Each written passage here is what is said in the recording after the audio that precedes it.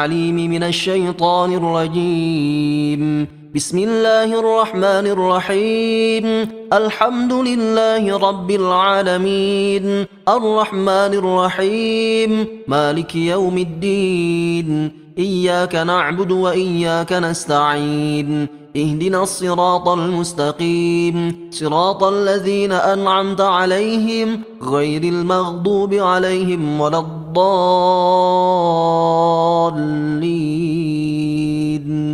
بسم الله الرحمن الرحيم. ألف لام ميم. ذلك الكتاب لا ريب فيه هدى للمتقين الذين يؤمنون بالغيب ويقيمون الصلاة ومما رزقناهم ينفقون والذين يؤمنون بما أنزل إليك وما أنزل من قبلك وبالآخرة هم يوقنون أولئك على هدى من ربهم وأولئك هم المفلحون. الله لا إله إلا هو الحي القيوم لا تأخذه سنة ولا نوم له ما في السماوات وما في الأرض من ذا الذي يشفع عنده إلا بإذنه يعلم ما بين أيديهم وما خلفهم ولا يحيطون بشيء من علمه إلا بما شاء وسع كرسيه السماوات والأرض ولا يؤوده حفظهما وهو العلي العظيم. لا إكراه في الدين قد تبين الرشد من الغي فمن يكفر بالطاغوت ويؤمن بالله فقد استمسك بالعروة الوثقى لا انفصام لها والله سميع عليم. الله ولي الذين آمنوا يخرجهم من الظلمات إلى النور والذين كفروا أولياؤهم الطاغوت يخرجونهم من النور إلى الظلمات أولئك أصحاب النار هم فيها خالدون. وما في الأرض وإن تبدوا ما في أنفسكم أو تخفوه يحاسبكم به الله فيغفر لمن يشاء ويعذب من يشاء والله على كل شيء قدير. آمن الرسول بما أنزل إليه من ربه والمؤمنون كل آمن بالله وملائكته وكتبه ورسله بين أحد من رسله وقالوا سمعنا وأطعنا غفرانك ربنا وإليك المصير. لا يكلف الله نفسا إلا وسعها لها ما كسبت وعليها ما اكتسبت ربنا لا تؤاخذنا إن نسينا أو أخطأنا ربنا ولا تحمل علينا إصرا كما حملته على الذين من قبلنا ربنا ولا تحملنا ما لا طاقة لنا به واعف عنا واغفر لنا وارحمنا أنت مولانا فانصرنا على القوم الكافرين. بسم الله الرحمن الرحيم. قل هو الله أحد الله الصمد لم يلد ولم يولد ولم يكن له كفوا أحد.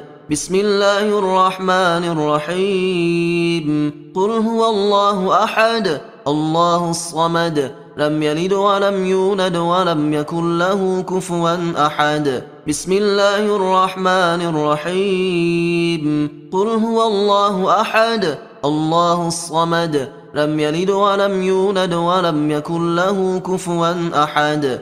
بسم الله الرحمن الرحيم. قل أعوذ برب الفلق من شر ما خلق ومن شر غاسق إذا وقب ومن شر النفاثات في العقد ومن شر حاسد إذا حسد. بسم الله الرحمن الرحيم. قل أعوذ برب الفلق من شر ما خلق ومن شر غاسق إذا وقب ومن شر النفاثات في العقد ومن شر حاسد إذا حسد. بسم الله الرحمن الرحيم. قل أعوذ برب الفلق من شر ما خلق ومن شر غاسق إذا وقب ومن شر النفاثات في العقد ومن شر حاسد إذا حسد. بسم الله الرحمن الرحيم. قل أعوذ برب الناس ملك الناس إله الناس من شر الوسواس الخناس الذي يوسوس في صدور الناس من الجنة والناس.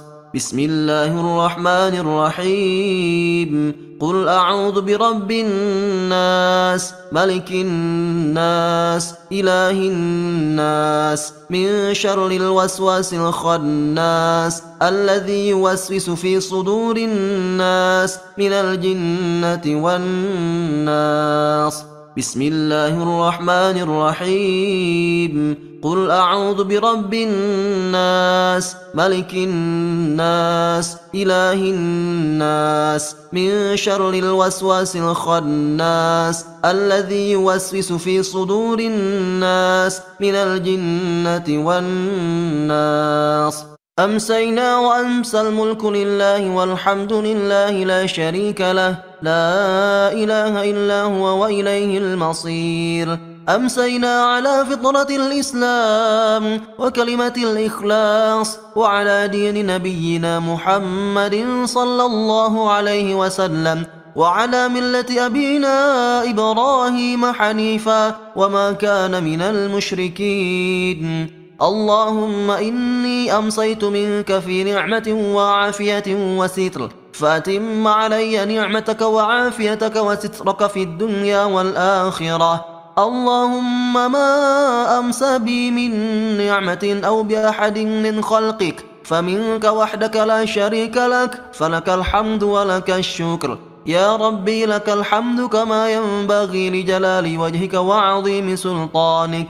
رضيت بالله ربا وبالإسلام دينا وبمحمد نبيا ورسولا. سبحان الله وبحمده عدد خلقه ورضا نفسه وزنة عرشه ومداد كلماته.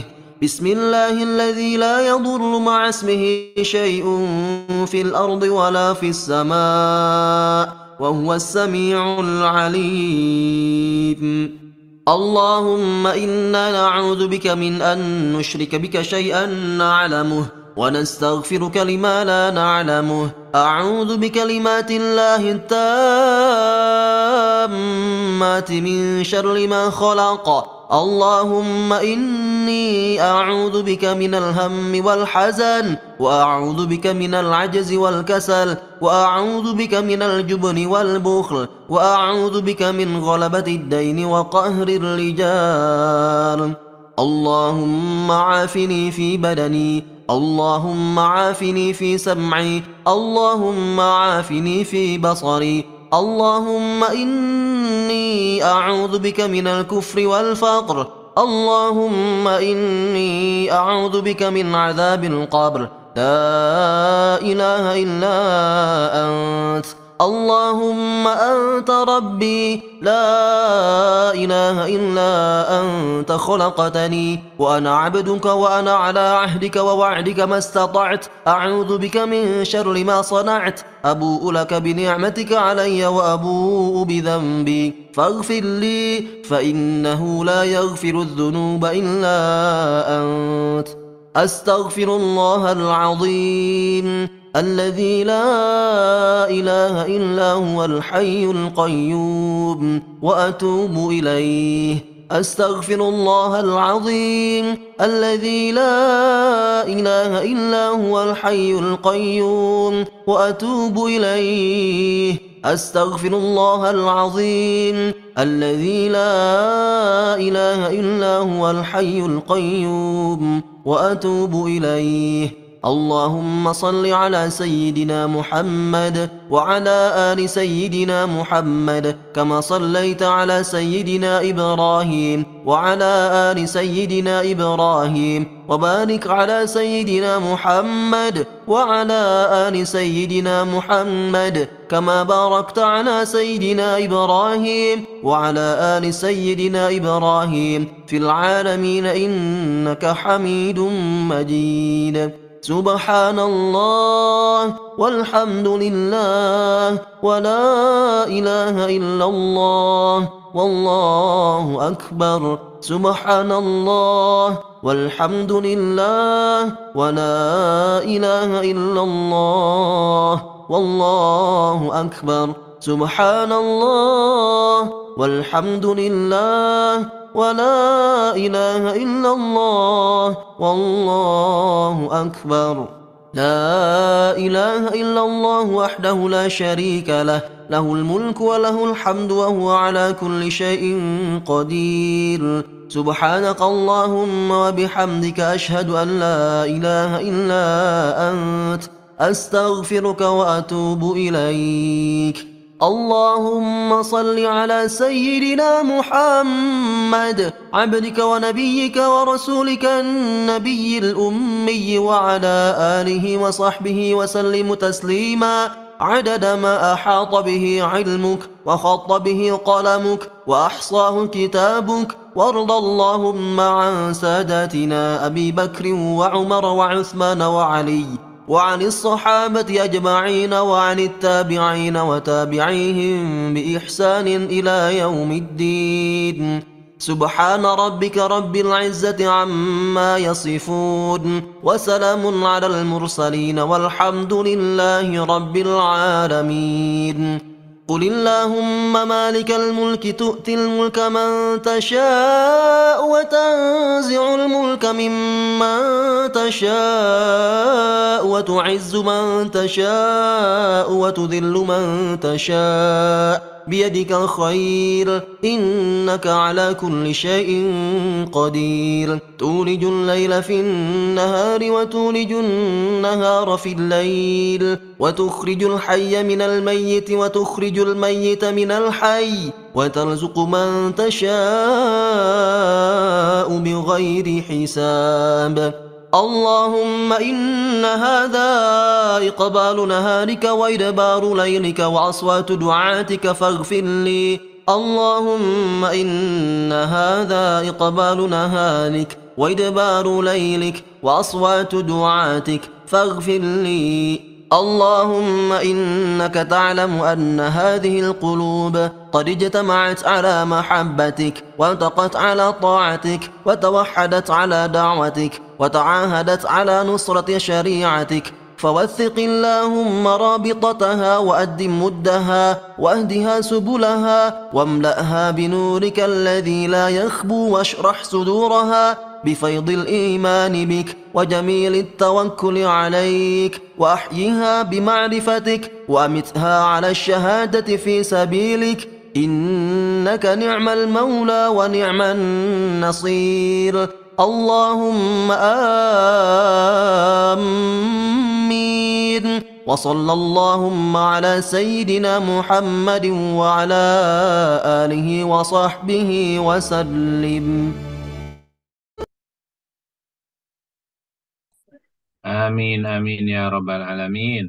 Alhamdulillahirabbil alamin. Ibu bapak sekalian, sore hari ini kita bisa berjumpa di Siar Pintar Media. Assalamualaikum warahmatullahi wabarakatuh. Warahmatullahi wabarakatuh. Ada Bu Sri, terima kasih Bu udah hadir. Jazakillah. Hujan nggak Bu di sana Bu? Mendung aja Pak Ustadz. Iya. Ibu tinggal di mana? Kok mendung di sini kita hujan terus dari pagi. Ini Jakarta Timur Pak Ustadz. Oh iya benar, iya. Alhamdulillah. Insya Allah berkah ya Bu ya. Amin. Terima kasih udah hadir insya Allah. Baik ibu sekalian, mari kita awali dengan basmalah. Bismillahirrahmanirrahim. Innal hamdalillah nahmadu wa nasta'inu wa nastaghfiruh wa na'udzu billahi min shururi anfusina wa min sayyiati a'malina may yahdihillahu fala mudhillalah wa may yudlil fala hadiyalah. Asyhadu an la ilaha illallah wahdahu la syarikalah wa asyhadu anna Muhammadan abduhu wa rasuluhu la nabiyya ba'da. Allahumma shalli ala sayyidina Muhammad wa ala ali sayyidina Muhammad. Baik, Ibu sekalian, pada kesempatan sore hari ini kita bisa berjumpa melalui siar terapi Al-Quran dengan tema seberapa dekat kita dengan Al-Quran, ya. Dan ini yang menjadi satu momen penting karena kita dengan Al-Quran sejatinya mestinya bersahabat sejati, ya. Dan mestinya dalam kesempatan kita ini di mana Allah Subhanahu wa taala masih memberikan kesempatan usia, kesempatan masih bisa membaca, ya. Kesempatan yang kemudian Allah siapkan untuk kita untuk meraih yang terbaik.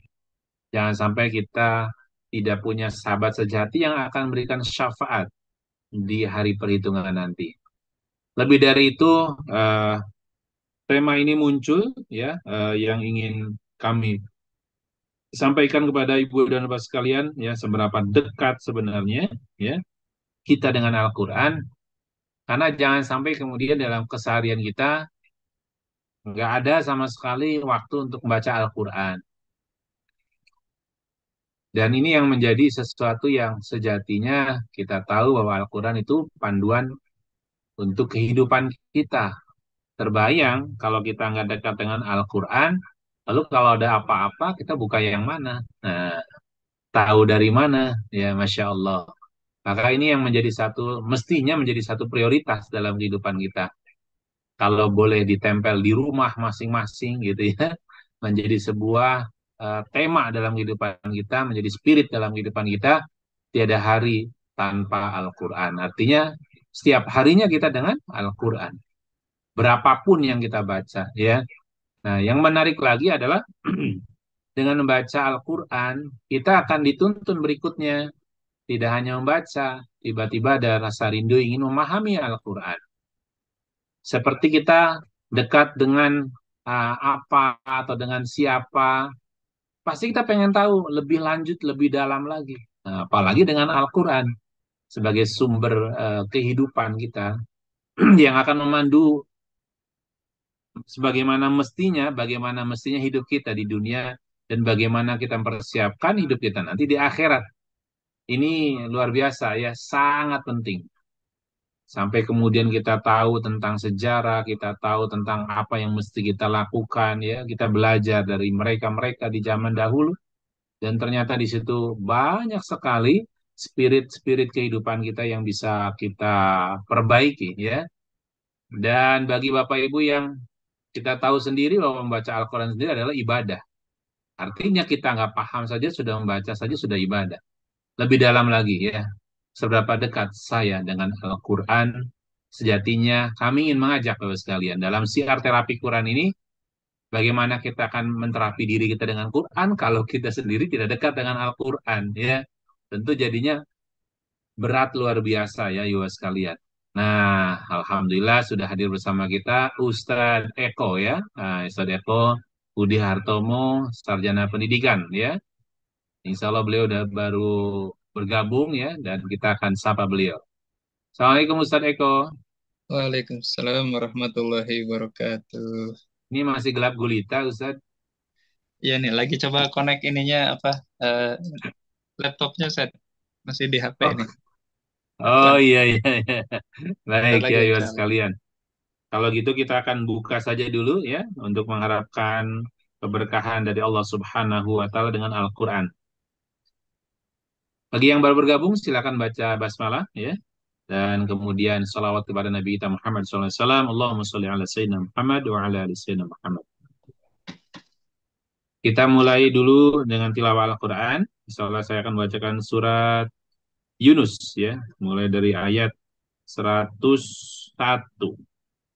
A'udzu billahi minasy syaithanir rajim.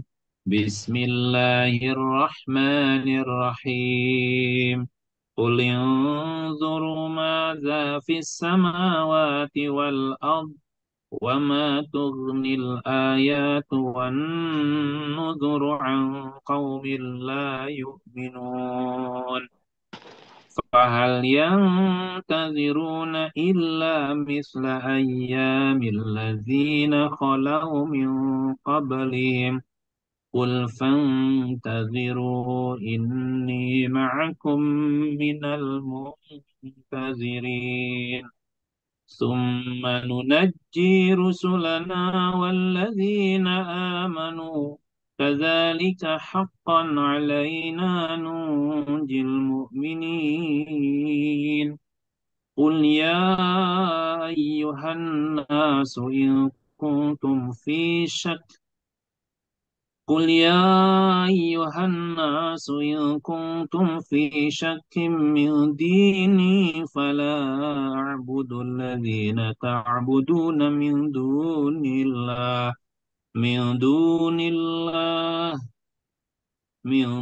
الله ولكن أعبد الله الذي يتوفاكم وأمرت أن أكون من المؤمنين وأن أقم وجهك للدين حنيفا ولا تكونن من المشركين ولا تدع من دون الله ما لا ينفعك ولا يضرك فإن فعلت فإنك إذا من الظالمين صدق الله العظيم. Katakanlah, perhatikanlah apa yang ada di langit dan di bumi. Tidaklah bermanfaat tanda kekuasaan Allah dan Rasul-Rasul yang memberi peringatan bagi orang-orang yang tidak beriman. Mereka tidak menunggu-nunggu kecuali kejadian-kejadian yang sama dengan kejadian-kejadian yang menimpa orang-orang yang telah terdahulu sebelum mereka. Katakanlah, maka tunggulah, sesungguhnya aku pun termasuk orang-orang yang menunggu bersama kamu. Kemudian kami selamatkan Rasul-Rasul kami dan orang-orang yang beriman, dan demikianlah menjadi kewajiban atas kami menyelamatkan orang-orang yang beriman. Katakanlah, wahai manusia, jika kamu masih dalam keraguan-raguan tentang agamaku, maka ketahuilah, aku tidak menyembah yang kamu sembah selain Allah, tetapi aku menyembah Allah yang akan mematikan kamu, dan aku telah diperintah supaya termasuk orang-orang yang beriman. Dan aku telah diperintah hadapkanlah mukamu kepada agama dengan tulus dan ikhlas, dan janganlah kamu termasuk orang-orang yang musyrik. Dan janganlah kamu menyembah apa-apa yang tidak memberi manfaat dan tidak pula memberi mudarat kepadamu selain Allah. Sebab jika kamu berbuat yang demikian itu, maka sesungguhnya kamu kalau begitu termasuk orang-orang yang zalim. Maha benar Allah dengan segala firman-Nya. Alhamdulillah. Jadi ini adalah ayat Quran yang tadi pagi saya baca, dan di sini ada poin-poin penguat ya buat kita, bagaimana kalau kita sering berinteraksi dengan Al-Quran, dekat dengan Al-Quran, ada saja yang kemudian dikoreksi ya sama Al-Quran, tentu biiznillah dengan izin Allah Subhanahu wa Ta'ala. Salah satu yang sangat kemudian penting di sini adalah bahwa Allah Subhanahu wa Ta'ala akan menyelamatkan orang-orang beriman. Siapa orang beriman? Kita di antaranya, insya Allah. Sadeko, assalamualaikum. Waalaikumsalam warahmatullahi wabarakatuh. Ini padat tuh Sadeko ini ya, alhamdulillah. Dalam padatnya tetap bisa bersiar dengan pintar peduli. Dan kita langsung saja menuju Sadeko. Mudah-mudahan kita mendapat banyak kebaikan dan keberkahan dari ilmu yang akan beliau sampaikan. Sedekat apa saya dengan Al-Quran? Pada Ustaz Eko, dipersilahkan. Bismillahirrahmanirrahim. Assalamualaikum warahmatullahi wabarakatuh. Waalaikumsalam warahmatullahi wabarakatuh. Bismillahirrahmanirrahim. Alhamdulillahirabbil alamin wa bihi nasta'inu ala umuri dunya waddin. Wassalatu wassalamu ala Rasulillah wa ala alihi wa sahbihi. Suaranya mendua mungkin ya? Coba Ya, menggema, mendua. saya lihat dulu ya HP. Insyaallah. Tapi jernih insyaallah. Jernih, baik, insyaallah. Alhamdulillah. Alhamdulillah Bapak dan Ibu, segala puji bagi Allah yang masih memberikan kesempatan kepada kita di hari ke-16 Jumadil Awal 1445 Hijriah untuk bisa hadir bersama-sama bersilaturahmi, kemudian saling menguatkan, saling mengingatkan, saling melengkapi. Kita mohon kepada Allah Subhanahu wa taala agar pertemanan ini, persaudaraan ini terus Allah kekalkan hingga ke surganya Allah Subhanahu wa taala insyaallah.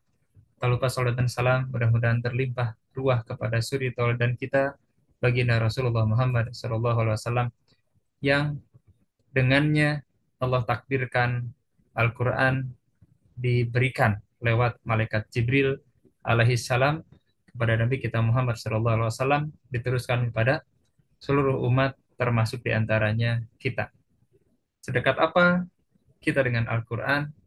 Kita akan selami beberapa ayat, beberapa hadis-hadis dari Nabi kita Muhammad SAW tentang hal itu. Yang pertama, Allah Subhanahu wa taala berfirman, "Ya ayuhan nasu antumul fuqara'u ilallah." Ini pernyataan dari Allah Subhanahu wa taala bahwa kita manusia benar-benar memang sangat butuh kepada Allah. Sejatinya kita lemah dan sangat butuh kepada Allah.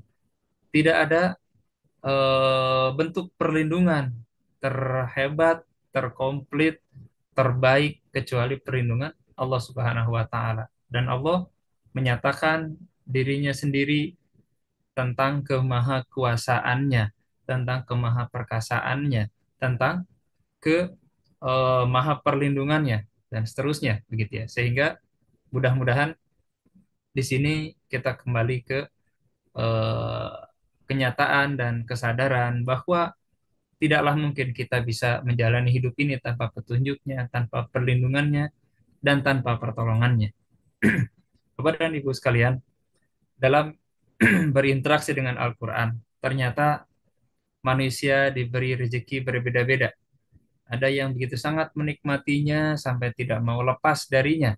Bahkan para ulama menyepertikan bagaimana interaksi mereka dengan Al-Quran adalah tidak jauh berbeda dengan interaksi kita dengan HP kita.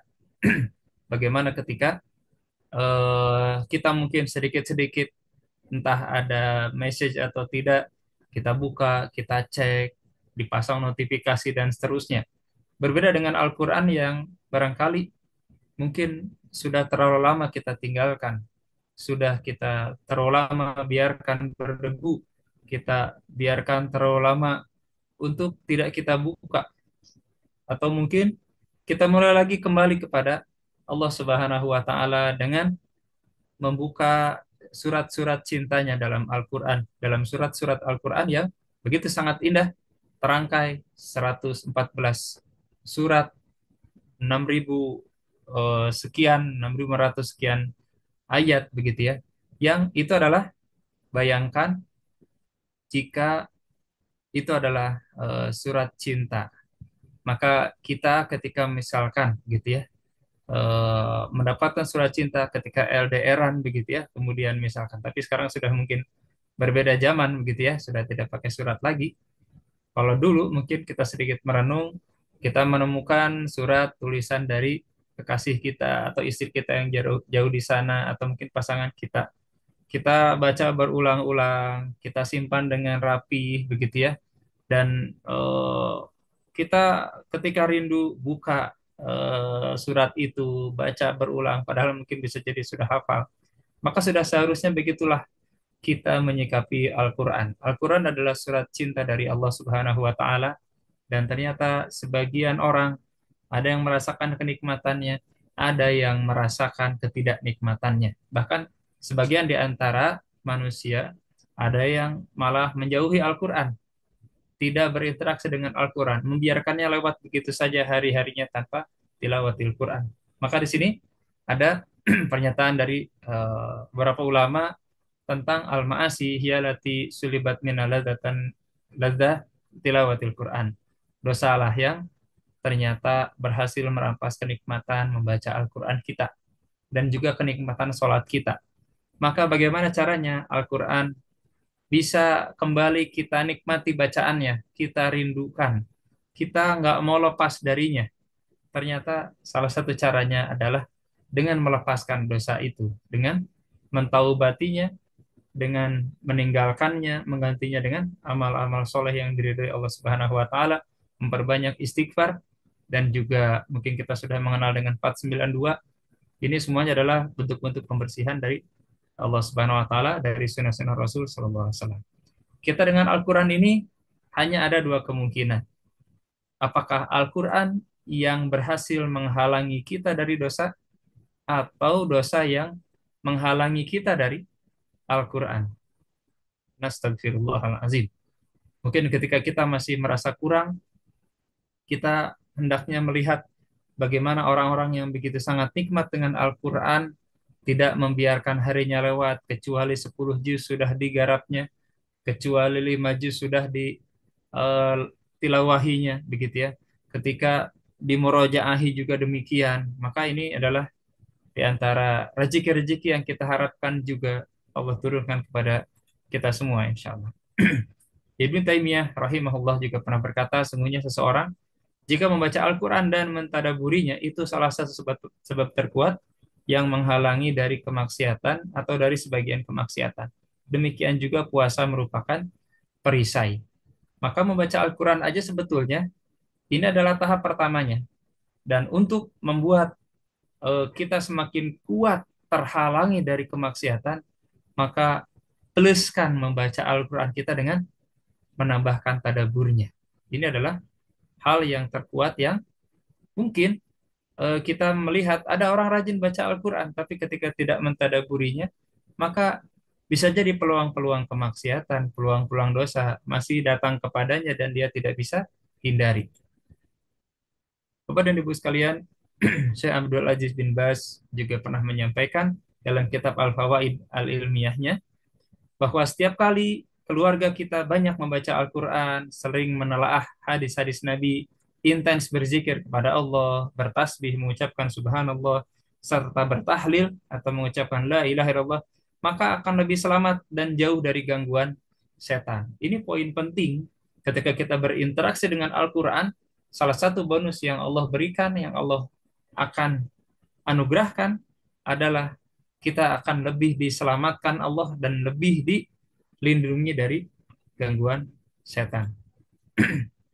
Dalam Al-Quran, di surat Az-Zukhruf ayat 36, Allah Subhanahu wa taala berfirman, "Wa may yashu an dzikrir rahman nuqayyid lahu syaitanan fahuwa lahu qarin." Barang siapa yang berpaling dari pengajaran Tuhan yang Maha Pemurah, atau mungkin barang siapa yang berpaling dari Al-Quran, maka kami adakan baginya setan yang menyesatkan. Maka setan itulah yang menjadi teman yang selalu menyertainya. Dalam tafsir Al-Muyassar dijelaskan bahwa barang siapa berpaling dari zikir Allah Subhanahu wa taala yang Maha Pengasih, yaitu Al-Quran, tidak takut hukumannya, tidak mengambil petunjuknya, maka kami kirimkan setan kepadanya di dunia yang menyesatkannya sebagai balasan kepadanya karena dia berpaling dari zikrullah, dari mengingat Allah. Dan kita tahu para ulama menyimpulkan zikir tertinggi yang bisa dilakukan oleh seorang hamba yang beriman adalah membaca Al-Quran. Setan tersebut menjadi rekan akrabnya yang menghalang-halanginya melakukan yang halal, melakukan yang wajib, dan mendorongnya melakukan yang diharamkan Allah Subhanahu wa taala. Nauzubillah. Kemudian di surat Az-Zukhruf ayat 43, Allah juga berfirman, "Fastamsik billadzi uhiya ilaika innaka ala siratim mustaqim." Maka berpegang teguhlah kamu kepada agama yang telah diwahyukan kepadamu. Sesungguhnya kamu berada di atas jalan yang lurus. Yaitu peganglah Al-Quran yang diturunkan ke dalam hatimu.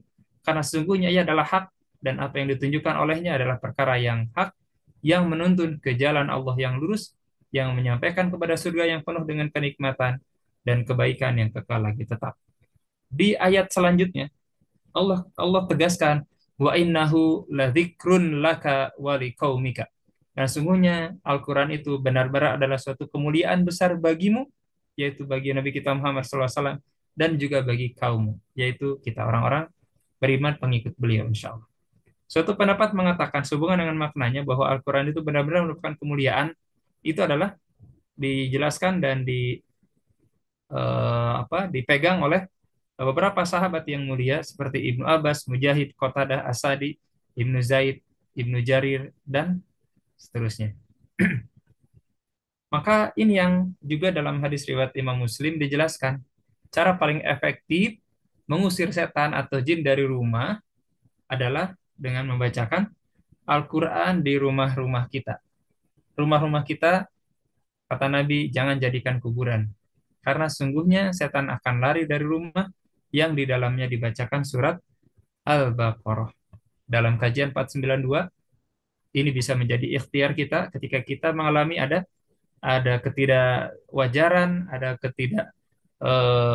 umuman begitu ya yang terjadi, seperti misalkan kedatangan benda-benda atau mungkin binatang-binatang atau suara-suara begitu ya yang tidak sewajarnya, maka bisa jadi sebagiannya bahkan juga bisa kita temukan pada ciri-ciri ketika ada dalam mimpi begitu ya, di mana di hadis riwayat Imam Bukhari dijelaskan mimpi itu bisa datang dari Allah, bisa datang dari setan, bisa juga datang dari semacam bunga tidur kalau bahasa kita begitu ya. Bapak dan Ibu sekalian, sebagian orang merasa tenang. Mereka mengumpulkan musik-musik yang mungkin instrumentalia atau mungkin klasik atau yang lainnya.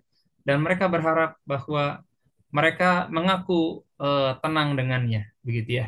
Mereka mengaku ini bisa menjadi eh, sumber inspirasi dan seterusnya.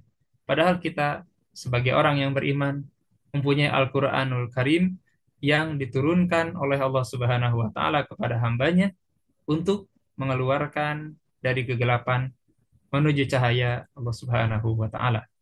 Maka di surat Al-Baqarah 264 ini ada ringkasannya, jangan jauh-jauh dari Al-Quran agar kau tak bertanya mengapa dadamu tiba-tiba terasa sempit tanpa sebab, gitu ya.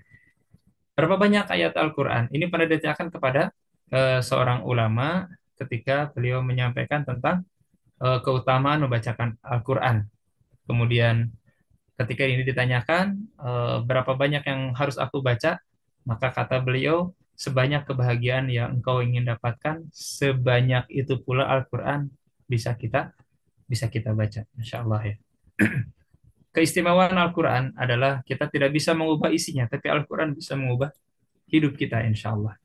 Dan Syekh Muhammad bin Soleh dalam kitab Fatawa Nur al-Darb menyebutkan sebab kekerasan hati adalah berpaling dari Allah, jauh dari baca Al-Quran, sibuk dengan dunia, dan dunia menjadi tujuan utamanya, sehingga dia tidak mementingkan urusan agamanya.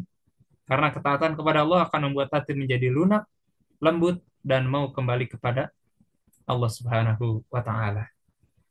Ini beberapa keutamaan yang disebutkan di surat Fatir 29 sampai 30, bahwa Allah mensifatkan innalladzina yatluna kitaballah, sungguhnya orang-orang yang selalu membaca kitab Allah, wa aqamus shalah, mendirikan salat, wa anfaqu mimma razaqnahum sirran wa alaniyatan, kemudian menafkahkan sebagian dari rezeki yang kami anugerahkan kepada mereka dengan diam-diam atau terang-terangan, yarjuna tijaratan dan tabur, mereka mengharapkan perniagaan yang tidak akan merugi. Ini bisnis dengan Allah Subhanahu wa Ta'ala yang Allah umumkan tidak akan pernah rugi. Apa itu? Tilawatil Quran. Maka agar Allah kemudian di lanjutan ayatnya menyempurnakan kepada mereka pahala mereka dan menambah kepada mereka dari karunia-Nya. Sungguhnya Allah Maha Pengampun lagi Maha Mensyukuri. Bagaimana tambahan-tambahan penyempurnaan selain dari pahala yang didapatkan oleh orang yang membaca Al-Quran adalah juga sebagian di antaranya sudah begitu banyak yang menyampaikan tentang syifanya Allah Subhanahu wa Ta'ala yang sampai kepada mereka karena berkah membaca setiap huruf-huruf Al-Quran yang mereka niatkan untuk kesembuhan, mereka niatkan untuk mencari ridho Allah, dan kemudian Allah berikan banyak kebaikan-kebaikan. Dalam hadis riwayat Imam Muslim juga dijelaskan, innallaha yarfa'u bihadzal kitabi aqwaman wa yada'u bihi akharin. Dengan Al-Quran ini ada sebagian kaum yang diangkat oleh Allah Subhanahu wa Ta'ala derajatnya, dan ada juga yang karena meninggalkannya, karena tidak membacanya, karena tidak memahaminya, maka Allah rendahkan mereka juga karena Al-Quran ini. Dan Ini yang menjadi keunikan dari Al-Quran itu sendiri, di mana Al-Quran itu akan memuliakan siapapun yang bersamanya. Ketika Al-Quran ditakdirkan, disampaikan kepada Nabi kita Muhammad melalui malaikat Jibril alaihissalam, maka Jibril menjadi salah satu malaikat sebaik-baik malaikat yang ada. Ketika Al-Quran diturunkan di bulan Ramadan, maka bulan Ramadan menjadi sebaik-baik bulan. Ketika diturunkan di malam Lailatul Qadar, menjadi sebaik-baik malam. Ketika diturunkan kepada seorang nabi, maka dia menjadi sebaik-baik nabi. Ketika diturunkan kepada umat manusia, maka umat itu akan menjadi sebaik-baik umat. Dan ketika diturunkan kepada hati manusia, maka insya Allah semoga kita termasuk di dalam yang Allah anugerahkan, diinstalkan, dipasangkan, diberi kenikmatan untuk terus berinteraksi dengan Al-Quran, maka insya Allah kita juga akan berpulang menjadi sebaik-baik manusia. Bapak dan Ibu sekalian, ini informasi yang juga insya Allah sudah kita sama-sama ketahui, bahwa ada pengumuman dari Nabi kita Muhammad SAW bahwa ternyata kata beliau, Allah Subhanahu wa taala mempunyai keluarga dari kalangan manusia. Keluarga Allah dari kalangan manusia. Para sahabat bertanya, "Manhum ya Rasulullah?" Siapakah mereka ya Rasulullah? Siapakah keluarga Allah di dunia dari kalangan manusia? Maka Rasulullah menjawab, merekalah hum ahlul Quran ya. Ahlul Quran hum ahlullahi wa khasatuh. Mereka adalah para ahli Al-Quran. Mereka lah keluarga Allah dan hamba-hamba pilihannya. Insya Allah di Jumat sore yang penuh berkah, yang juga waktu-waktu yang terbaik, yang mustajab insya Allah. Semoga kita semua dengan keluarga kita, dengan anak keturunan kita, dengan sahabat-sahabat kita, dengan orang-orang yang kenal dengan kita, orang yang berbuat baik kepada kita, dan kita juga mencintai mereka dan mereka mencintai kita.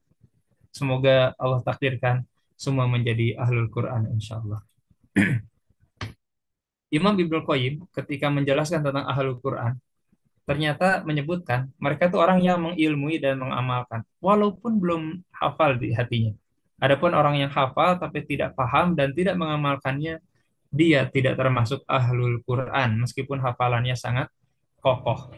Jadi proses menghafal Quran kita itu bukan untuk menyelesaikan 30 juz, tapi untuk juga selain kita menguasai secara lisannya, hafal dengan baik, juga kita pahami apa yang ada di dalamnya, isinya. Kemudian kita amalkan, kita dakwahkan, kita bersabar di atasnya, kita istiqomah di atasnya, hingga kita mendapatkan husnul khotimah insya Allah. Saraful Haq Abadi, yang juga salah seorang ulama menyebutkan Sahibul Quran adalah orang yang senantiasa membacanya dan mengamalkannya. Bukan yang sekadar membacanya tapi tidak mengamalkannya. Dalam kitab Aunul Ma'bud dijelaskan bahwa ternyata baca Quran kita masih harus kita tingkatkan, tidak hanya sebatas membaca saja, tapi juga insya Allah kita juga memohon kepada Allah dimudahkan, diberi taufik hidayah untuk bisa mengamalkannya. Tentang masalah bukan sekadar menghafal dan membacanya saja, ini juga menjadi bagian dari penjelas ahlul Quran itu sendiri. Bapak dan Ibu, ini juga dijelaskan oleh para ulama dalam syarah risalah Al-Ubudiyah, bahwa orang yang hafal Quran, bagus bacaannya, bagus setiap bacaan hurufnya, tapi jika dia menyepelekan batasan-batasan yang digariskan Al-Quran, dia tidak termasuk ahlul Quran. Maka penting bagi kita untuk mengetahui batasan-batasannya, mengetahui apa yang halal, apa yang bisa dilakukan, apa yang harus dilakukan, apa yang harus ditinggalkan. Ini menjadi ciri khas dari ahlul Quran itu, insya Allah. Dalam hadis riwayat Imam Baihaqi, Rasulullah juga bersabda, "Afdhalu ibadati ummati qiraatul Quran." Sebaik-baik ibadah umatku adalah membaca Al-Quran.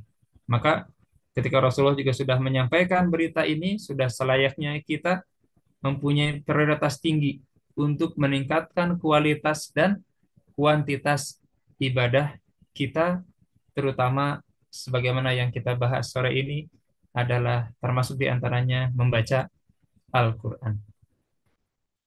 Dalam hadis riwayat Imam Ahmad disahihkan Syekh Albani disebutkan, sahabat Tamim Adari radhiyallahu an berkata, Rasulullah bersabda, siapa yang membaca 100 ayat pada suatu malam, ditulis baginya pahala sholat sepanjang malam. Masya Allah, tabarakallah. Hadisnya sahih.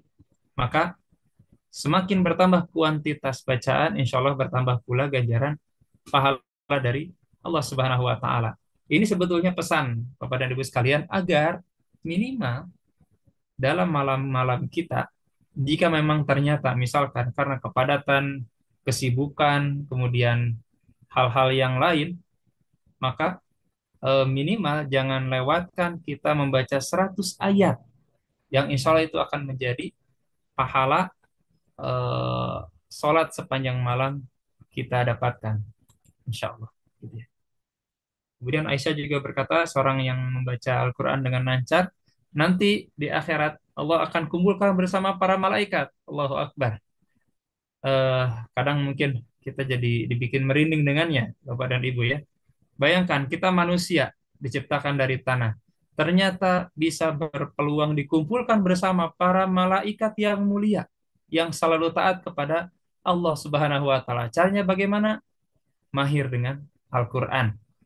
Baca dengan lancar, dengan baik, sesuai dengan kaidah tajwidnya, memperhatikan makhrajnya, dan itu Masya Allah, tabarakallah, hari ini, saat ini, tidak terlalu sulit. Selama kita ada kemauan, mau online, offline, para asatiz, walaupun memang secara jumlah dan rasio masih bisa dikatakan kurang, tapi tidak terlalu sulit juga kita ketika ingin mendapatkan, ada orang yang bisa membimbing kita menuju ke mahir bersama Al-Quran ini, insya Allah. Kemudian, barang siapa yang baca satu huruf, Allah akan berikan satu kebaikan, dan satu kebaikan itu akan dilipat gandakan menjadi 10 pahala. Dan Nabi katakan, saya tidak mengatakan alif lam mim itu satu, tapi alifnya satu, lamnya satu, mimnya juga satu. Maka membaca alif lam mim saja itu sudah mengantongi 30 pahala, insya Allah. Dalam kitab Risalah Mu'awanah disandarkan kepada sahabat Ali bin Abi Thalib.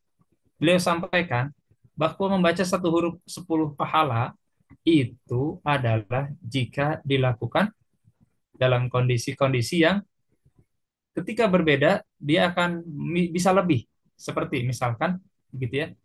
Di sini disebutkan 10 pahala itu kalau dibacanya di luar sholat dan nggak punya wudhu. Kalau di dalam sholat dibacanya, dilakukannya sambil berdiri, satu hurufnya itu 100 kebaikan. Tadi ya, di awal 100 kebaikan. Satu kebaikan itu 10 pahala. Masya Allah. Dan jika dibaca pada saat duduk ketika sholat, dan kita memahami dibolehkannya seseorang sholat dengan duduk pada sholat sunnah, walaupun dia mampu berdiri. Dan berbeda ceritanya dengan ketika seseorang sholat fardu, maka dia diharuskan berusaha dengan urutan, berdiri dulu. Jika masih mampu berdiri, tapi tidak berdiri dan tidak ada uzur, dan dia melakukan dengan duduk, maka sholatnya tidak diterima. Karena ini termasuk rukun. Dan balasannya adalah, jika dilakukan sambil duduk, 50 kebaikan. Jika dibaca di luar sholat dan ada wudhu, maka satu pahalanya 25 kebaikan. Masya Allah. Tinggal dihitung sendiri kalau mau dihitung begitu. Ternyata betapa banyak sekali kebaikan-kebaikan yang bisa kita dapatkan. Dan sangat merugi orang yang tidak bersemangat untuk mendapatkan kebaikan-kebaikan ini. Membiarkannya terlena dalam kesibukan dunianya, kesibukan aktivitasnya, sehingga melalaikan dari kitabullah, surat cintanya dari Allah Subhanahu wa Ta'ala. Kemudian dalam hadis riwayat Imam Muslim juga disebutkan masih berkaitan dengan bacaan Al-Quran ketika di dalam sholat itu lebih utama. Disebutkan, jika kalian sukakah kalian jika kalian kembali kepada keluarga, mungkin setelah ini ya, setelah berkumpul bersama Nabi, kemudian masing-masing pulang, dan dapat bonus setiap orang itu 3 unta yang sedang hamil, besar dan gemuk. Maka setiap orang mengatakan, wah senang begitu ya.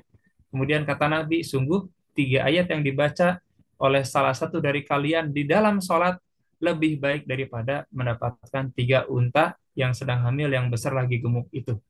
Maka ini juga anjuran yang kuat dari Nabi kita, dan dijelaskan oleh Aisyah dalam kitab Syu'abul Iman, hadis riwayat Imam Baihaqi, bahwa membaca Al-Quran, para ulama menyebutkan, adalah lebih utama di dalam sholat daripada di luar sholat.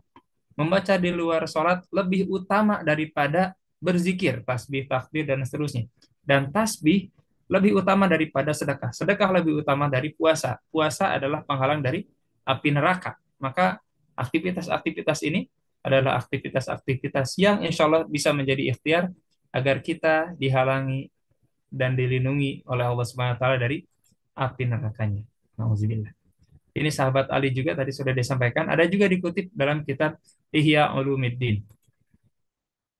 Kemudian waktu terbaik kapan? Kata Imam Nawawi, ini juga berkaitan dengan sedekat apa kita, begitu ya. Maka kita perlu juga mengenal waktu-waktu paling utama. Dalam kitab Al-Azkar dijelaskan, Imam Nawawi menyampaikan bahwa waktu paling utama baca Quran adalah ketika di dalam sholat, begitu ya.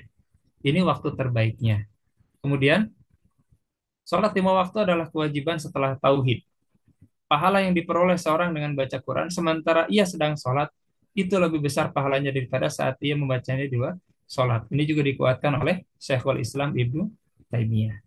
Kemudian dalam hadis yang lain, siapa yang membaca Al-Quran 100 ayat dalam satu malam, maka akan dicatat untuknya ketaatan satu malam itu. Dalam riwayat yang lain, tidak tercatat sebagai orang-orang yang lalai. Dalam riwayat yang lain, ketika seorang hamba menghatamkan Al-Quran, maka di penghujung hatamnya sebanyak 60.000 malaikat akan memohonkan ampun untuknya. Ini juga yang kita temukan dalam riwayat yang menjelaskan tentang sahabat Anas bin Malik radhiyallahu an di usianya tua, dan ketika beliau di setiap hataman Al-Qur'annya beliau kumpulkan seluruh keluarganya, kemudian beliau mengadakan semacam syukuran gitu ya.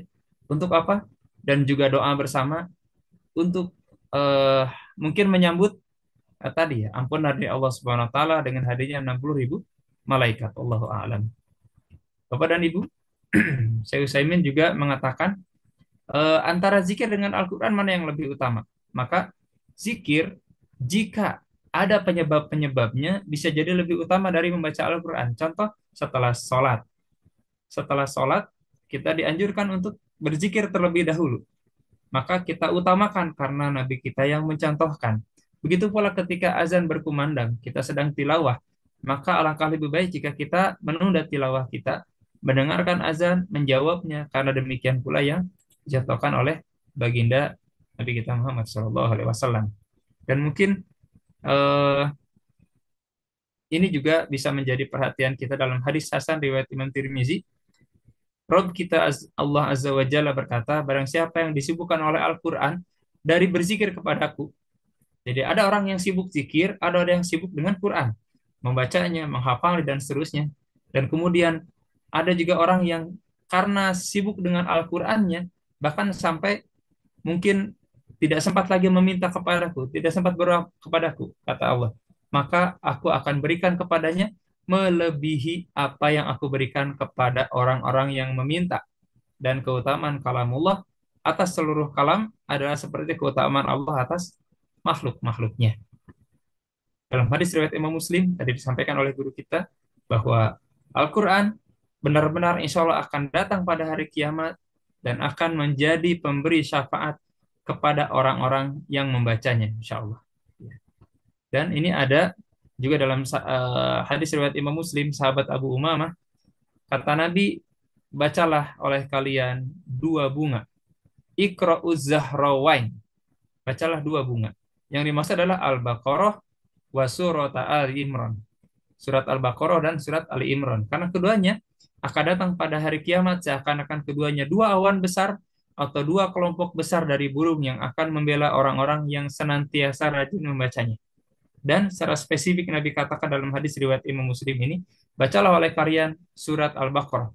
Karena sungguhnya mengambilnya adalah barokah, meninggalkannya adalah kerugian, dan sihir tidak akan mampu menghadapinya. Masya Allah, tabarakallah. Ini keutamaan-keutamaan yang besar.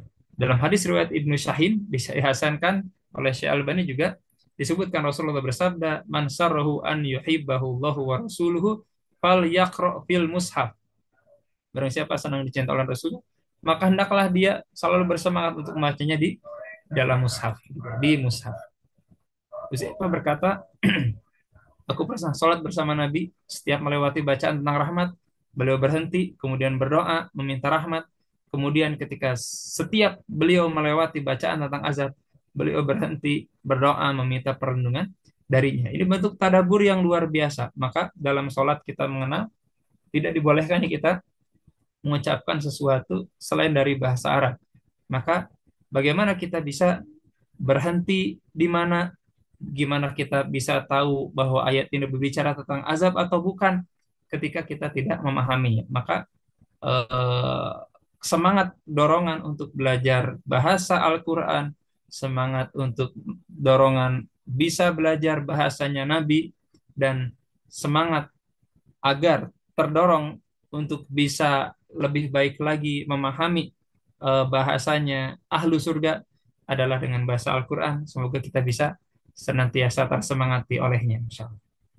Dalam kitab At-Tibyan juga disebutkan dari Abu Musa al-Asy'ari, Rasulullah bersabda, perumpamaan orang yang mukmin yang baca Al-Quran itu adalah seperti buah utrujah, harum baunya dan lezat rasanya. Ini mungkin beberapa riwayat yang kami cukupkan barangkali eh, pada kajian sore ini, insya Allah. Dan bisa jadi mungkin kita nanti akan perkaya dengan diskusi tanya jawab, dan juga mungkin ada yang menambahkan atau ada yang mau didiskusikan. Tafadhol masykur. Demikian sementara pada Al Ustaz kami kembalikan. Barakallahu fiik. Baik, jazakallah khairul jaza Ustaz Eko ya. Bapak Ibu sekalian, seberapa dekat saya dengan Al-Quran ternyata begitu sangat banyak dan memberi manfaat luar biasa pada kehidupan dunia akhirat kita ya Bapak Ibu sekalian. Dan kalau saya coba simpulkan ya, itu paling tidak ada dua hal ya tentang Al-Quran ini. Artinya dekatnya kita dengan Al-Quran dari sisi kualitas dan dari sisi kuantitas. Bagaimana kualitas kita saat baca tadi ya disebutkan oleh Ustadz Eko ya, bahwa ketika kita membaca Al-Quran, ternyata ada pahala bertingkat ya yang berbeda saat di waktu sholat, di luar sholat, bahkan sholat berdiri dan sholat duduk ya. Luar biasa. Ini kita jadi semakin termotivasi ya membaca Al-Quran. Pasti di sini timbul pertanyaan, apa tuh masa membaca Al-Quran sedang sholat? Nah nanti ya Bapak sekalian silakan yang mau bertanya ya. Eh, Kemudian yang kedua kuantitas membaca Al-Quran. Tadi ada 100 ayat dalam sehari semalam ya Ustaz ya. Semalam. Kalau itu semalam ya. Berarti semalam lewat sehari kan Ustaz? Ya, 100 ya, malam. ayat Masya Allah itu bisa memberi apa tadi 100 ayat Ustaz ya? Bisa dicatat sebagai pahala menjalankan ketaatan. Dalam riwayat yang lain tadi, pahala sholat Iya, semalaman, insya Allah. Masya Masya Allah ya. Tapi jangan diakalin lah dari Pak sholat malam saya susah. Baca aja dah 100 ayat beres. Tapi itu pahalanya ya, persis seperti pahalanya. Bapak sekalian yang pernah umroh, pernah haji, bagaimana kemudian kita ziarah ke Masjid Kuba mendapatkan pahala umroh ya, Masya Allah. Jadi ini kualitas dan kuantitas. Belum lagi kalau khataman Quran, doa yang Oh, ijabah itu para malaikat Allah ya, Masya Allah, tabarakallah. Banyak sekali ya dari Al-Quran ini yang jelas-jelas seberapa dekat saya dengan Al-Quran terbaca. Yang paling menohok adalah di awal. Kalau kita kemudian sulit membaca, nggak punya waktu, sibuk dengan yang lain, lalu nggak punya kemampuan istilahnya menyediakan waktu untuk baca Quran, waspada, itu bisa jadi bagian dari dosa. Ya, naudzubillah min dzalik. Berat memang ya ketika Bapak sekalian bisa lihat sekarang. Maka kita bisa ngukur nih, sedekat apa saya dengan Al-Quran, bagaimana bicara kuantitas saja dulu membaca Al-Qurannya. Ya, dalam sehari ini. Masya Allah. Tadi jaminan-jaminnya luar biasa ya dengan Quran.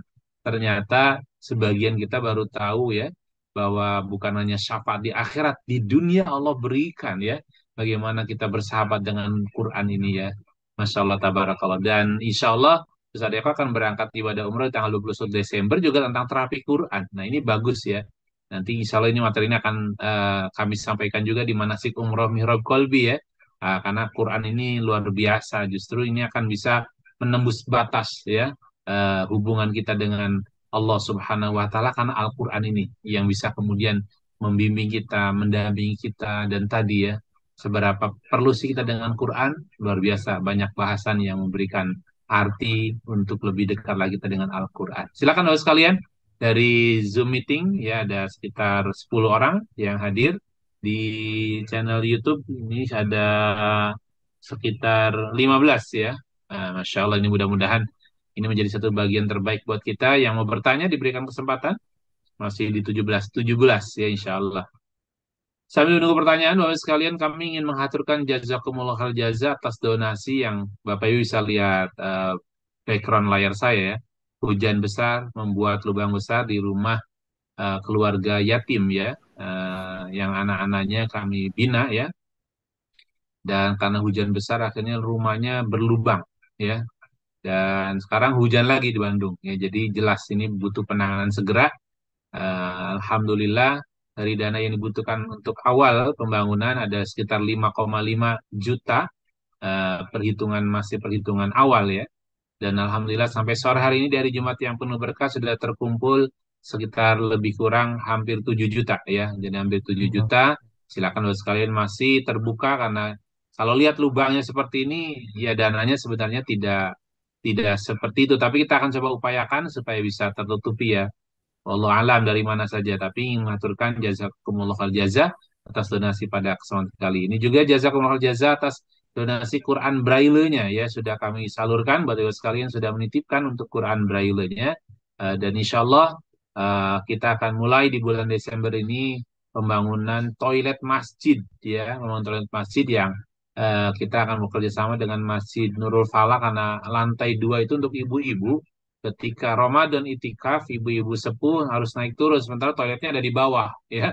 Jadi naik turun, ya, bangun tidur, mau qiyamul lail, luar biasa. Jadi akhirnya ibu-ibu tanda kutip gitu ya, demo secara halus. Ustaz Lili, tolong dong, toilet masjidnya ada di lantai 2. Nah, kita sudah merancang dan siap bangun insya Allah di bulan Desember ini rencananya, ya karena menghitung Ramadan perjalanan 3 bulan, ya dana yang terkumpul dari kebutuhan sekitar 55 juta ya itu baru untuk bangunannya belum bayar tukangnya itu kita baru terkumpul sekitar 25 juta ya insya Allah mudah-mudahan dari Bapak sekalian kita bisa saling bantu untuk peruntukan toilet masjid di Nurul Falah ya di lantai 2 ini luar biasa wakaf toilet ya demikian Bapak sekalian ada yang mau ditanyakan silahkan di channel YouTube yang mau bertanya juga boleh silahkan ya masih kalimatnya masih ikut menyimak ya. Oke, dari Zoom ada yang mau bertanya, boleh silakan. Iya, nah ini dia. Dari Pintar Institut ya. Ustaz, ada yang nitip pertanyaan, apakah ada amalan Al-Quran untuk menenangkan saya, untuk ikhlas suami saya nikah lagi dengan wanita lain, dan saya tahu suami saya nikah pas dia sudah nikah. Ntar tertutup nih. Mau nggak mau harus ikhlas, tapi sering waktu saya sangat sakit. Apa amalan supaya saya tenang hati, Ustaz? Silakan, Ustaz.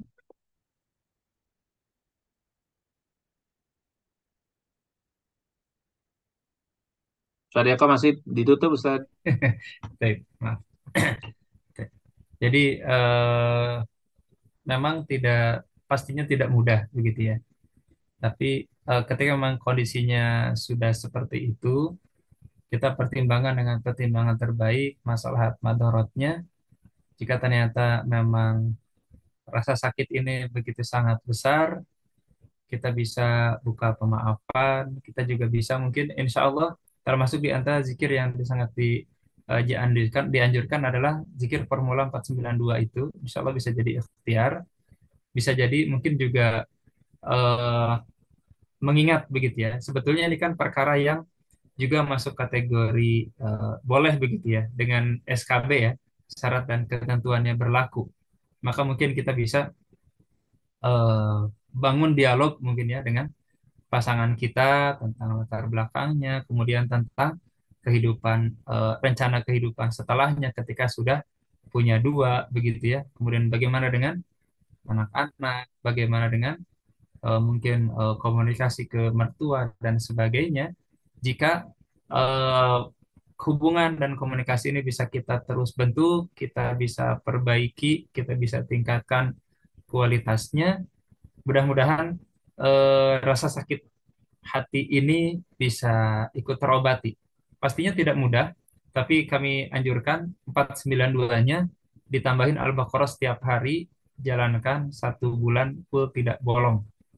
Mungkin kalau emang sebagian bisa jadi gitu ya, dengan kondisi seperti ini belum bisa terungkap, masih terus begitu ya, terbawa perasaan begitu ya, terbawa hanyut eh, keadaan begitu ya, maka minimal dalam diam kita mohon banyak doa sama Allah Subhanahu wa taala, bisa dengan doa seperti istikharah begitu ya, atau doa minta dikuatkan. Amalan-amalannya 492 saja plus Al-Baqarah full setiap hari hatam. Insya Allah dicoba dulu ya, Ibu ya, seperti itu, sambil kita juga buka terus pintu maaf, dan kita juga mungkin terbuka untuk meminta maaf terlebih dahulu begitu ya. Barangkali juga bisa jadi dibuka komunikasi tentang mungkin setelah kita paham informasi yang disampaikan oleh suami kita begitu ya. Tadi dalam kondisi pasti mungkin ada yang melatar belakangi itu begitu ya.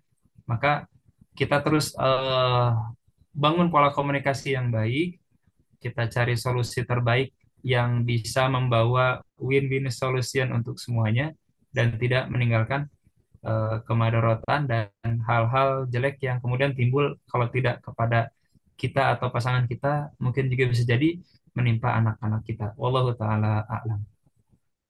Iya, dalam kondisi seperti ini kita nggak pernah tahu apakah ini baik atau buruk kecuali hati kita dipenuhi dengan ayat-ayat Allah. Ya, ini jadi kesempatan bagus malah. Ya, kesempatan bagus kita ambil sisi positif ya. Karena qadarullah bahasanya. Ya, qadarullah ini sudah takdir Allah. Jangan bicara buruk kalau sudah qadarullah, tapi bicaralah yang baik. Ya. Lalu kemudian ditambahkan tetap positif ya. Nah, untuk menjaga menjaga positif thinking atau positif dalam amaliyah kita, Quran tadi ditawarkan oleh Ustadz Eko bagus banget, Ibu ya. Fokuslah pada penyelamatan diri dan tentu tadi keluarga atau keturunan ya. Nah, untuk bab ini memang tidak mudah, tapi insya Allah bersama Allah, bersama Al-Quran, itu akan Allah berikan kemudahan dan keberkahan yang Ibu sekalian akan diberikan sebuah rahasia yang luar biasa ya insya Allah. Barakallah ya. Baik, terima kasih untuk pertanyaannya dan Ibu sekalian. Ini menjadi sesuatu yang penting buat kita ternyata ya bahwa terapi Quran kita harus dekat dulu dengan Quran. Kalau nggak dekat gimana? Allahumma paksakan. Ya, karena tadi tuh coba Ustaz di kalimat awal tadi itu boleh nggak ditayangkan yang awal itu luar biasa, itu gedor banget tuh ya, gedor banget ya hubungan kita dengan Quran ini ya. Nah, kita lihat ya. Nih, Ya, tayangin kita yang dan tadi Al-Quran Ustaz. saja. Ya, masih ya. Ya, ini yang buat buat saya Bismillah. ini yang jelek banget nih kita di Al-Quran. Di atasnya Ustaz. Apakah ini Zat? Nah, di atasnya Ustaz. Ini. Nah, itu dia yang coklat. Ya, dosa-dosa itulah yang merampas kenikmatan baca Al-Quran dan kenikmatan sholat. Sedangkan melepaskan dosa akan mendatangkan kenikmatan tersebut. Itu dia, ya.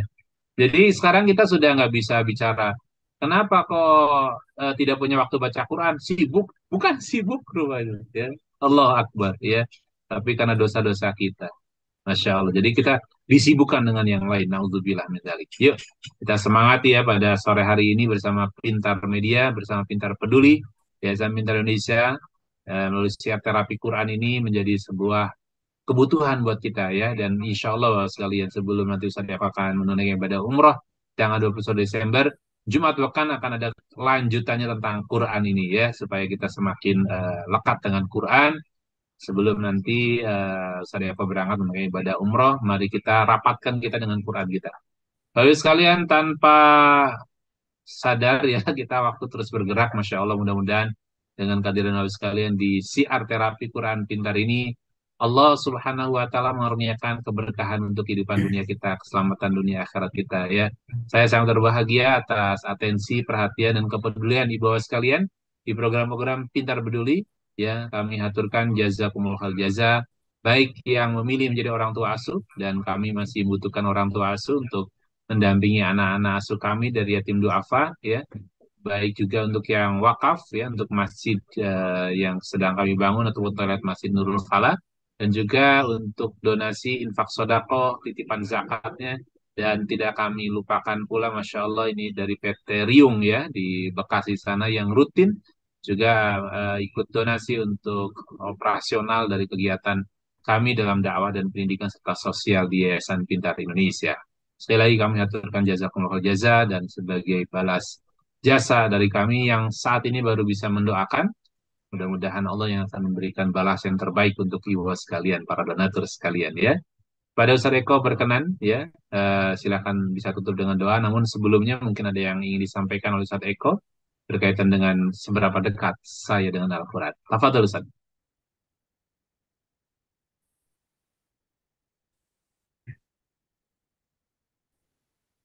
Ya, Insya Allah kedekatan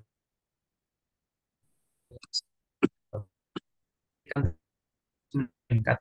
Insya Allah ya, kualitasnya, kuantitasnya, agar benar-benar memang syafaat nanti di akhirat bisa kita dapatkan. Dan tadi sampaikan guru kita bahwa ternyata syafaat, tanda kutip begitu ya, pertolongan Al-Quran juga bisa turun sebelum kita di akhirat nanti. Di dunia ini diberikan kesembuhan, diberikan keberkahan, diberikan kebaikan-kebaikan yang banyak insya Allah, dan semoga kita termasuk hamba-hamba Allah yang disolehkan Allah SWT, didekatkan dengan Al-Quran, dijadikan cinta dan mencintai Al-Quran, dan demikian pula keturunan-keturunan kita, keluarga kita, orang tua kita, dan semuanya mendapatkan syafaat Al-Quran kelak insyaallah ta'ala. Itu mungkin kita tutup dengan doa saja. mohon Ustaz. Mari kita tundukkan hati kita kepada Allah Subhanahu wa taala. Mudah-mudahan di sore hari yang mungkin di sebagian daerah yang kita tinggal mungkin sedang turun hujan atau baru reda, mudah-mudahan ini termasuk di antara double double mustajab begitu ya. Sudah mau hujan, kemudian Jumat sore pula, dan juga ini adalah waktu yang baik. Maka kita mohon kepada Allah Subhanahu wa taala, Allahumma shalli wa sallim wa barik ala nabiyyina Muhammadin wa ala alihi wa sahbihi ajma'in. Alhamdulillahirabbil alamin hamdan yuwafi ni'amaka wa mazidah. Ya Rabbana lakal hamdu kama yanbaghi li jalali wajhikal karim wa azimi sultanik. Allahumma shalli wa sallim wa barik ala nabiyyina Muhammad wa ala alihi wa sahbihi ajma'in. Ya Rob, di waktu yang mustajab ini dengan segala kerendahan hati memujimu, memujamu, ampunkanlah seluruh dosa-dosa kami. Ampunkanlah seluruh dosa-dosa kedua orang tua kami. Ampunkanlah seluruh dosa-dosa guru-guru kami, para donatur kami, dan orang-orang yang kami cintai dalam iman dan Islam. Ya Rob, satu-satunya Tuhan yang wajib disembah dan diibadahi. Bimbinglah terus agar kami bisa selalu taat menjalankan segala perintah dan menjauhi larangan-laranganmu, dan hanya menyembah dan beribadah padamu satu-satunya, wahai Rob semesta alam. Ya Rob, sesungguhnya kami mohon kepadamu ilmu yang bermanfaat, rezeki yang baik, yang berkah, yang banyak, dan amal baik yang diterima. Ya Rob, terimalah setiap rizki yang para donatur sisihkan di jalanmu, dan jadikanlah darinya pahala yang terus mengalir dengan berlipat ganda, dan menjadi keberkahan, keselamatan, serta perlindungan dari segala mara bahaya, dan dari segala kesulitan baginya dan keluarganya. Ya Rob, jadikanlah para donatur kami orang-orang yang engkau cintai, orang-orang yang engkau ridhoi, dan catatlah mereka sebagai penghuni surgamu yang terbaik, dan pertemukanlah kami kelak di sana. Ya Rob, kabulkanlah doa-doa kami ini, dan semoga kami menjadi orang-orang yang bermanfaat di masa depan, membangun agama dan bangsa lebih baik lagi, dan donatur kami menjadi bagian yang mendapatkan keberkahan dan pahalanya. Rabbana atina fid dunya hasanah wa fil akhirati hasanah wa qina adzabannar. Wassallallahu ala sayyidina Muhammad wa ala alihi wa sahbihi ajma'in. Subhana rabbika rabbil izzati amma yasifun wa salamun ala mursalin walhamdulillahi rabbil alamin. Allahumma amin. Alhamdulillah rabbil alamin. Jazakallah jaza. Amin amin ya Allah ya rabbal alamin. Terima kasih Ustaz Eko ya, mudah-mudahan Masya Allah inspirasi materi pada sore hari ini mudah-mudahan menjadi motivasi perbaikan diri untuk makin dekat dengan Al-Quran yang mudah-mudahan membuat kita makin dicintai dan mencintai Allah Subhanahu wa Ta'ala. Juga sekalian, Masya Allah sekali lagi kami aturkan jazakumullah jaza atas kepedulian bersama dengan Pintar Peduli di Yayasan Pintar Indonesia ini ya. Dan terima kasih juga dengan infak sodakonya, maka siar media atau siar pintar ini dalam siar terapinya masih bisa berlangsung hingga saat ini. Baik, buat sekalian, mari kita sempurnakan dengan berdoa kepada Allah melalui doa akhir majlis. Subhanakallahumma wa bihamdika asyhadu an la ilaha illa anta astaghfiruka wa atubu ilaik. Saya tutup dengan Assalamualaikum warahmatullahi wabarakatuh. Waalaikumsalam warahmatullahi wabarakatuh. Terima kasih semuanya yang sudah hadir. Ya, Masya Allah. Sama-sama. Jazakumullah Ustaz Eko. Ya, terima kasih Ibu Yuli. Pamit Ibu keluar ya Pak Tini. Ustaz.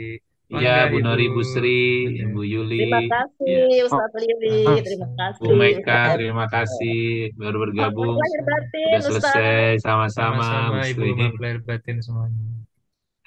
Ya, terima kasih. Kang Arul, terima kasih. Kang Aja, terima kasih. Kak Ziki, terima kasih. Ustaz Eko, pamit ya. Nanti Sama-sama, malam kita Ustaz. lanjutkan. Masya Allah. Ya. Assalamualaikum. Assalamualaikum. Waalaikumsalam warahmatullahi wabarakatuh.